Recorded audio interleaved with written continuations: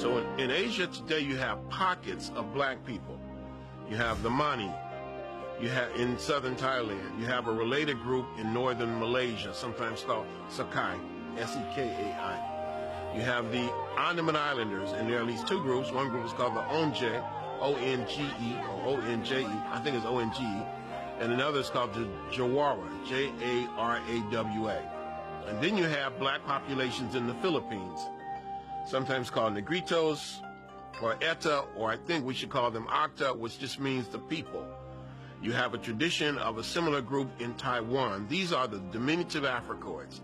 These are the small blacks, similar in many ways to the Twa, or so-called pygmies in Central Africa.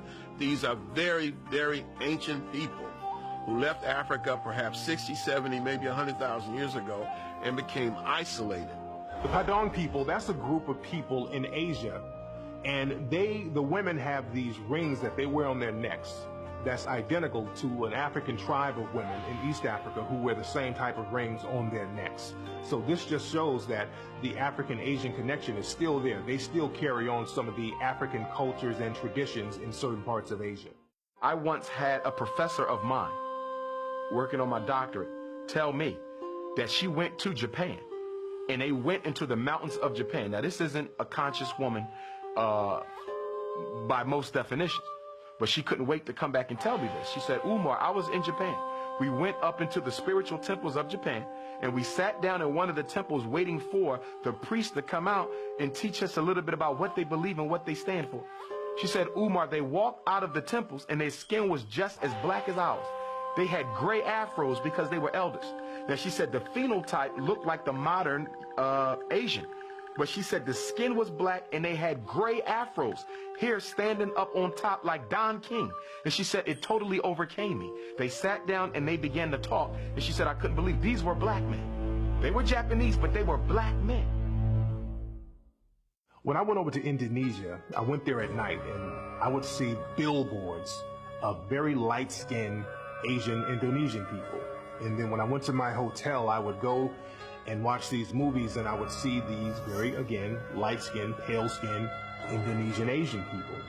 But the next day, when I went out into the streets of Indonesia, everybody was either my color or darker. I didn't see one person who looked like these people that were on the billboards and on television. So they would pick and choose and get the whitest-looking Asian people to promote in the media over there. And when I walked around Indonesia, I saw people like jet black, dark. I ran into a couple of people with afros. I saw one Asian brother, full-blooded Asian guy with an afro, and I had to stop him. I said, brother, where are you from? And the brother was like, I'm from here, right here in Indonesia. So that African presence, that African phenotype is still throughout Asia to this day. Look at the Buddha's hair. No Chinese person's hair looked like that.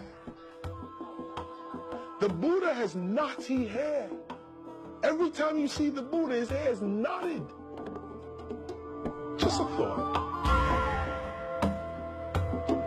There's a painting called the Nambam painting of the Portuguese when they first go over to Japan. And when you look at this painting, the painting was made in around sometime in the 1500s, and it was the first eyewitness account of what they saw.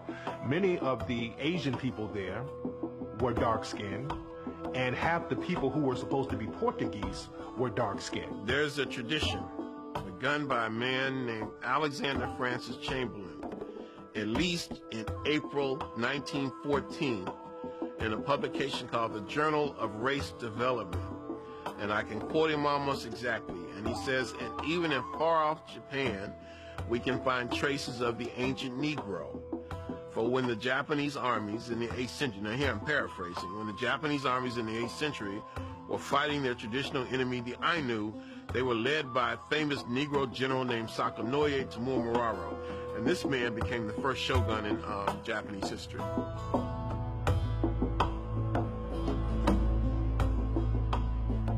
Also in Malaysia, when I went down to Malaysia, I went into the rainforest over there. And it's very difficult to get over to some of these spots. Some of these people there are very secluded.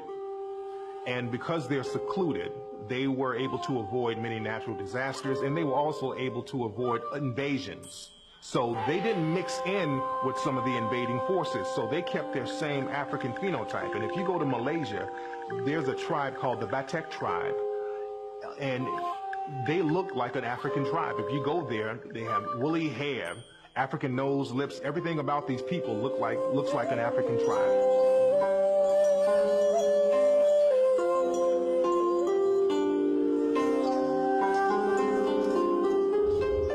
One of the things we know about white supremacy and light-skin supremacy, because even when you look at Asia, even when you go to East India, they practice racism. Why? Because all of these places were colonized by the European and their culture infected the people. So one of the things that they do is they also have a tendency to do what? Hide the darker brother.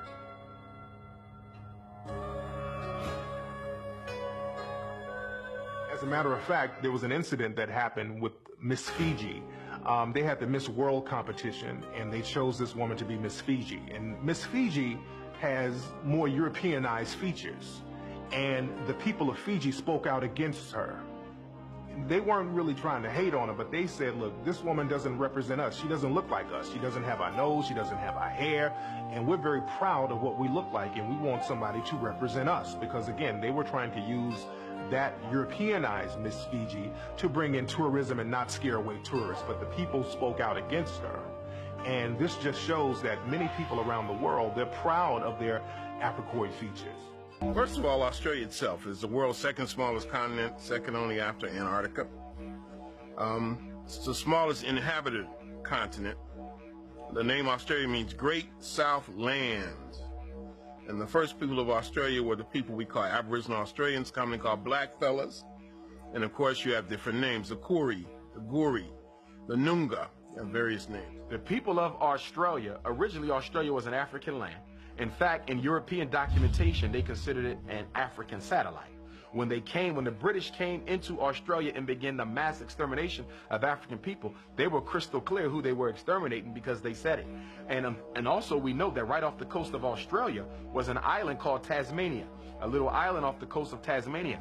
There are no living Tasmanians in existence right now. You can't find a Tasmanian man, woman, or child because the British systematically exterminated the entire population. Melanesia, Polynesia, Micronesia. Melanesia is the South Pacific. That means the Black Islands. And the biggest island is New Guinea. Others include New Caledonia, New Ireland, New Britain, Fiji, the Solomon Islands, Vanuatu, which used to be known as New Hebrides. These are the Black Islands. And the people that I've encountered in this part of the world tend to say they come from Africa.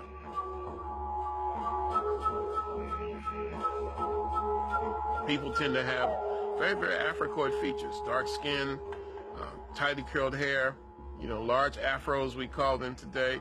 Many of them say they come from Africa, especially in Fiji. And also in Buka Island. And I ask people, where do you come from? We come from Africa. And they're very matter-of-fact about it. Buka, B-U-K, means black skin. And they have the reputation of being the blackest human beings on earth. So quite naturally, that was where I wanted to lay my head.